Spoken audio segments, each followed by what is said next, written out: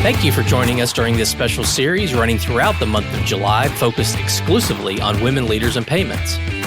We've got great content this month focused on mentorship, career advice, getting out of your comfort zone, having your voice heard, and much, much more. A special thanks to our contributing sponsors, Stax Payments, Nuvei, and MAP Advisors, and to our episode sponsors, NMI, Daily Pay, G&D, and Ingenico. As we continue our month dedicated to women leaders in payments, today I welcome Tiffany Johnson, the Chief Product Officer at NMI. We've got a great episode ahead, so let's get started.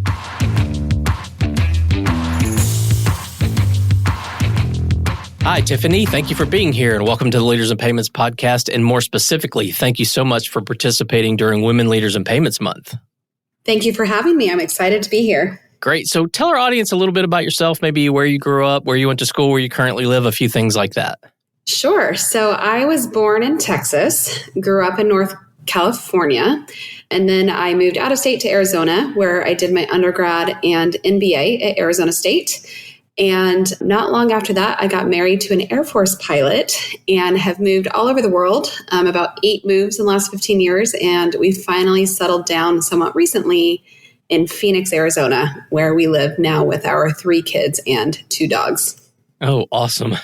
All over the world. That's fun. Well, tell us about your role today and a little about NMI. Sure. So NMI is a leading global embedded payments platform. So what that means is we serve our partners and software platforms with a white label payments acceptance solution that they can embed in their software or they sell to their merchants or small businesses as part of their overall offer. So within NMI, as a CPO, Chief Product Officer, I get to wear a lot of different hats. I love my job. And VJ, who you know is our CEO, he likes to call me the air traffic controller for NMI because I get involved and touch all of it, everything from market insight to customer engagement to technical solutioning to even organizational alignment. So I get to wear a lot of different hats in my role today. Awesome. So before we dive into the meat of the conversation, we're going to do a little icebreaker type exercise. And I'm going to ask you a few this or that questions. So basically do you prefer early morning or late night? And you just give the quick answer and we move on to the next one. So we have 10 of them that we're going to run through real quickly. Tell me when you're ready to start. The pressure. It'll be fun. All right, let's jump in. Okay. Do you prefer summer or winter? Summer. Dogs or cats? Dogs. Apple or Android? Apple. Coffee or tea? Coffee. Books or movies? Books. Beach or mountains? Mountains. Chocolate or vanilla? Vanilla. Texting or calling? Texting. The city or the country? The country. Last but not least, pizza or pasta? Pasta. Awesome. All right. Thanks for doing that. That was awesome. It's great to break the ice a little bit and get to know you a little bit more. So I appreciate that. All right. Well, let's get into the meat of the conversation. So let's start talking a little bit about kind of your life. So let's rewind a little bit and talk about, if you don't mind, what your life was like growing up. Wow. I had a great childhood, great family, very supportive parents. I have my brother and my half sister. And we were busy growing up. I was a competitive gymnast for a long time and then transitioned in high school to other sports like diving and volleyball and things like that. I was very involved in student government and athletics and community service. And my dream growing up was to go to Stanford. And so I was very committed to doing all of the things to try to get into Stanford, including I started taking my first college classes. I was maybe 11 or 12. So it was busy, but a lot of fun, a lot of travel. We'd love to spend our weekends on the lake. And in the winter, we'd go snowboarding in the mountains because in Northern California, we were pretty close to Tahoe. Nice. So when you were young, what did you want to be when you grew up? I actually wanted to be what I am today. And I know that sounds a bit silly, but in my sophomore year of high school, so this was back in flip phone era, I don't even think they had T9 text yet. I actually wrote a scholarship essay about a phone that could also be your bank account. And nothing like this existed, but it was just in my mind, something that I thought we would be moving to. And, here we are. I don't want to completely age myself, but 2.5 decades later and working with digital banking and payments. And so it's pretty fun to reflect back on that early essay. So you're a true visionary. I don't know about that. I think I got lucky. All right. Well, what was your very first job? I guess my first kind of community job, I used to do the gardening for one of my elderly neighbors when she had an accident and couldn't care for herself. So I don't know if that counts, but my first kind of payroll W-2 job was in high school. I was a lifeguard, and then I also coached volleyball. Okay, great. So let's continue with your career. You mentioned going to college. Maybe walk us through after college, your first job, and then bring us up to today. Sure. So even in college, I was pretty fortunate to have landed a number of good consulting internships. So I got to try direct sales. I got to work at Morgan Stanley. I got to work in a number of different areas so I could try some things on for size.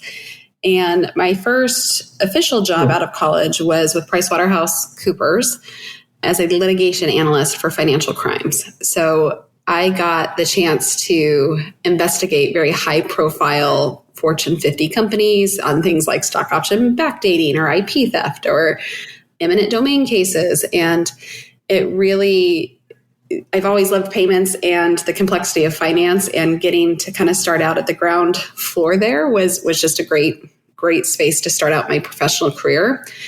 And then after my MBA, I got married. And like I mentioned before, my husband flies F-16s for the Air Force, and we moved overseas.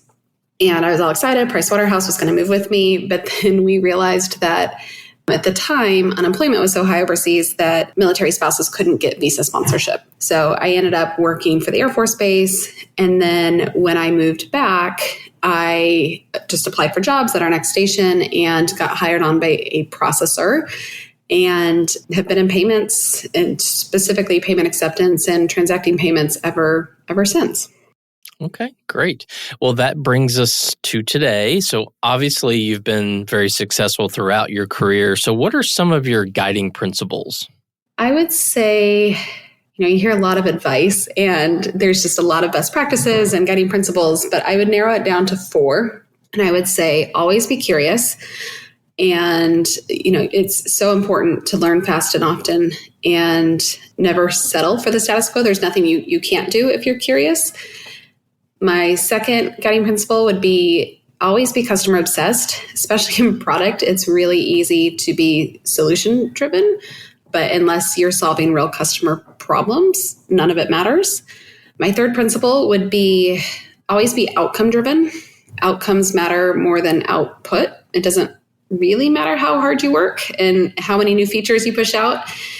It's important that those deliverables really resonate and solve real world problems. And then I'd say the fourth one is be a team player. It absolutely takes a village. Surround yourself with unique perspectives and people who push and inspire you to really be the best version of yourself. And I've been pretty blessed with incredible mentors in my journey, and am very fortunate at NMI to be surrounded by such great talent. Great. Well, let's talk about your journey to becoming a leader. What were some pivotal moments or experience that helped shape your path to becoming a leader? A lot of people think about career path as being a ladder where, you just keep climbing up. And I feel like my career has been more of a rock wall where sometimes it's been up, sometimes it's been down, sometimes it's been sideways. And some of that was almost forced by being in the military and moving so much and having to work within that personal constraint. But within that, I had the opportunity to work for publicly traded companies, VC-backed, PE-backed, startups, big companies. I got the chance to try on a lot of different environments and products and perspectives that I think have really come together and given me a strong and very diverse background to be able to be a leader and be empathetic to my team and kind of understand their perspectives and what they're coming from, because I was able to see so many different perspectives growing up in my career. So do you think being asked to move to all these different places played a role? Because as a child, I moved around a little bit, not a lot, but I think it teaches you how to adapt. It teaches you how to meet new people, make friends, whatever. Do you feel like some of that kind of made you who you are today? Oh, 100%. It forces you to learn empathy and learn relationship building skills. And I think that's definitely transferred over into my professional life. Yeah. I would think so. So what are some of the biggest challenges you faced as a female leader, and how did you overcome them? My biggest challenge is time. And I don't know if that's being female or not, but just many leaders. And it's time at work. There's always more to do than there are hours in the day. It's time out of work. It's making sure that the kid and the family are taken care of. And, especially post-COVID, where the lines have really blurred between work-life. It's really less about work-life balance, and now it's more work-life integration with so many people working remotely. And I would say that my coping mechanism, how I've overcome the challenge of time, is by asking for help and having the confidence to say it's okay to ask for help driving kids to activities or cleaning the house or doing the groceries, so that I can be present for my family and I don't have that guilt, because when I am off work, I'm 100% with the family. Okay. And can you share some experiences maybe where you had to step out of your comfort zone to grow? And we just talked about the whole military and moving. That in and of itself is a lot of stepping out of your comfort zone, especially if you're moving to strange places or overseas. But when we talk about getting out of your comfort zone, what impact did that have on your professional development, do you think? I think moving definitely forces you out of the comfort zone, especially in that journey. I was the only one remote. I was one of the only female leaders. I was one of the only ones on the phone, trying to force my presence and my seat at the table, and trying to do it in a way that, again, was still empathetic and building relationships with the team. So I think moving definitely forced me out of the comfort zone. I would say another experience that I recollect being out of my comfort zone earlier in my payments career, I was fortunate to work with companies like Uber and Apple and Walmart and Intuit, and just these notoriously fantastic product teams. And, they write books about the way these people do product. And I remember sitting around the table and I would just get really intimidated and had a hard time finding my voice. And there was one session I was flying home from, and I remember being at the airport calling my mom saying, I know I can contribute. I know more about payments. I know I can add value. I just have a hard time finding my voice. I'm suffering basically from imposter syndrome. I didn't know what it was at the time. And I remember my mom saying, it doesn't matter who's at the table. Just remember, everyone puts their pants on the same way, one leg at a time.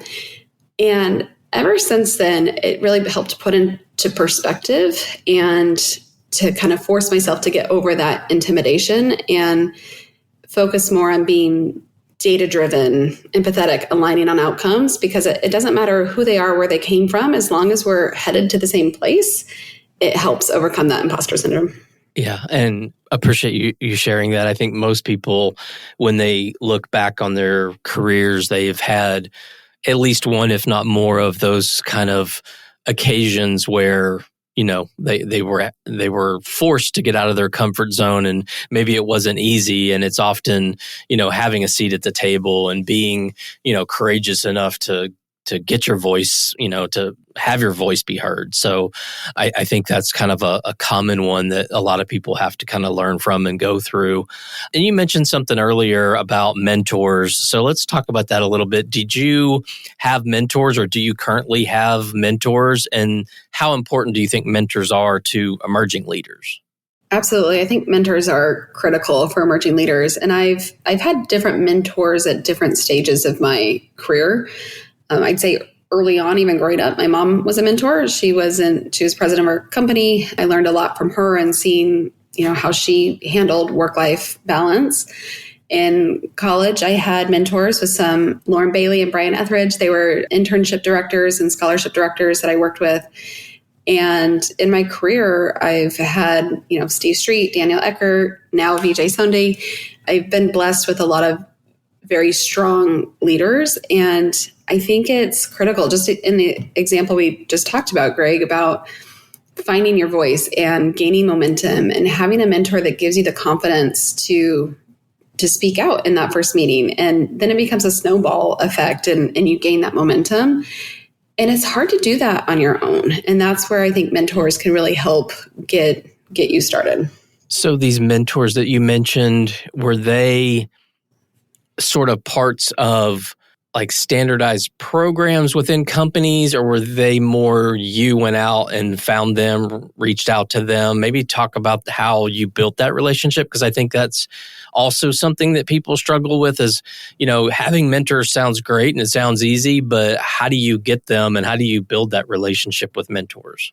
It's a really good question. So the one primary mentorship program I was a part of was a program called Rise Up, sponsored by Money 2020. It's a very prominent program in the fintech payments space. And I applied for that, was selected. That has been a phenomenal group of women to be a part of and to encourage each other.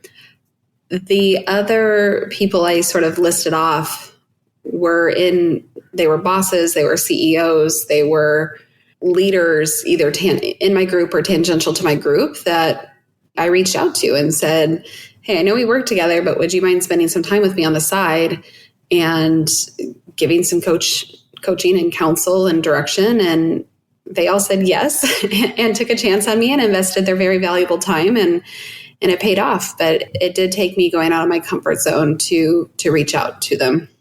Okay, great.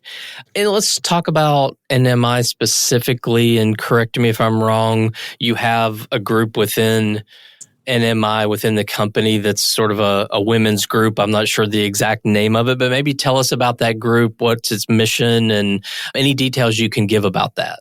Absolutely. So we call it our Women's Network in NMI, and we have about 120 women who participate in it, which is pretty incredible given, our company is about 500 people strong.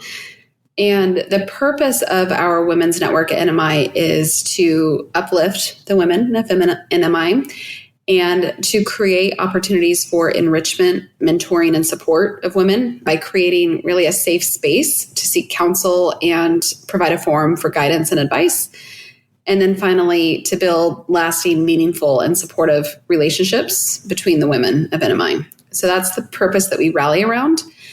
We have some organizers, kind of a rotating group of organizers, and it's everything from, sponsorship to training. We'll have women who maybe apply to something like Rise Up that I mentioned that I was a part of a few years ago, and we'll sponsor them to those kind of events. We'll bring in training. We'll have speakers. We'll review each other's applications for outside. It's been a really great forum to learn and grow together and support one another. Okay. And is it like a formalized group? Do you have like a head and a secretary and all that? I mean, is it really formal, or is it a little more laid back? And, maybe tell about sort of the tactical side, like how often do you meet, things like that? Because I think, part of the goal of this series and doing this highlight on women leaders during July is, companies like NMI that have something, how can other companies who want to or aspire to have something, how can they learn about what you're doing? So if you don't mind going into a little more kind of tactical detail about what the group does and schedules and those kinds of things. Sure, absolutely. So you asked how casual or formal, and we don't have a secretary and a treasurer. We're not that formal, but we're fairly structured.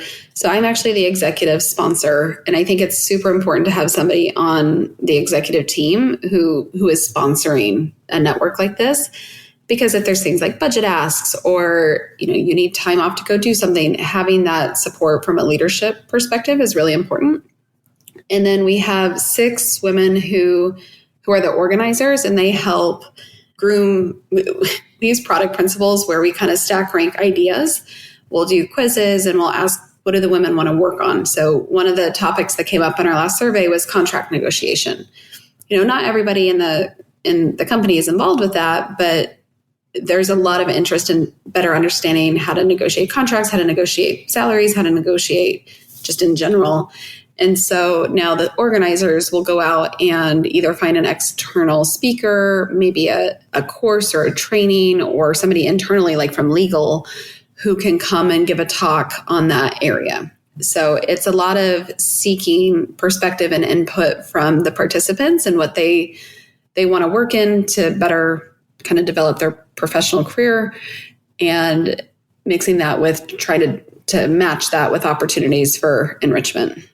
Okay. And you mentioned having an executive sponsor is very important. Are there other sort of maybe pieces of advice you would give someone if they reached out about the group and they wanted to start one in their own group, in their own company? Is there any other advice you'd give them? Absolutely. I would say start small and iterate. Don't try to boil the ocean. It's easier to gain momentum with an object that's in motion than it is to try to push a big old boulder down the hill. And once you have momentum, it's incredibly important to maintain confidentiality, respect, and make sure that conversations are fit for purpose. It's not a place to come and just air your complaints or your concerns. It's a productive place to grow and grow together, both in your network and your professional skill set. How do you judge that it's working? What do you see as success?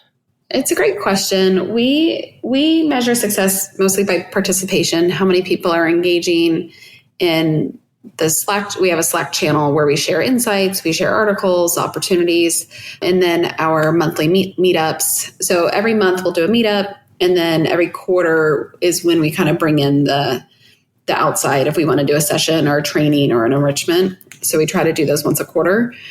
And finding the right balance between too much time and not enough time was hard, but that's kind of where we eventually landed, because it's really easy to put professional development on the back burner because it's not the squeaky wheel of your day-to-day tactical job, but making sure that you find that balance between, okay, it's reasonable to invest in myself, invest in ourselves monthly with a slightly bigger investment quarterly seems to have been a good fit. Okay. What advice would you give someone, say they're coming right out of college, young woman joining the workforce, and they look at the payments industry or fintech and they say, hey, this is a space that I want to build a career in. What kind of advice would you give them to be successful? So first, I would say payments is a great place to be. It is never boring. It's like the Alice in Wonderland rabbit hole. The more you think you know, the deeper the hole gets. Yep. And the really cool thing about payments is you are your consumer. I mean, we all transact, we all buy things. So when you think about understanding your customer, understanding your user, we are the user. And it's pretty unique to have a high tech industry that you are your own persona and user. So I'd say, first of all, great choice choosing payments. In terms of advice getting started professionally, I would say lean in and have a yes mentality, especially when you're starting out. Whether that's volunteering to take meeting notes for a client meeting or, stepping in to help somebody on a project that you have nothing to do with. It's those kind of activities that are going to open doors or open a path on that rock wall. I reflect on one of the processors I worked for early in my career. I mentioned picking up meeting notes for somebody else. I remember a particular week where I was swamped and just stressed out. And my boss came up and said, hey, so-and-so is out of the office. I need you to step in. Can you help solution this new thing? Customer flow all the way out here for this meeting. So sure enough, I stepped in. I took the meeting. I worked late. I did it. I learned a lot. And 2 years later, that customer ended up buying the company I worked for. And I landed very well with a pretty pivotal role in that acquisition, all because I said yes. The more doors you open, the more opportunities you give yourself, that path will become more clear. And I'd say if all else fails, just be brave, be curious, be yourself. Payments is a roller coaster, and it's a lot of fun. Yeah, I would totally agree with you there. Well, before we wrap up, one final question. Who or what inspires you to keep pushing forward in your career? I would say my family. I have my 3 kids and my husband, who's so supportive. I could not do this without them.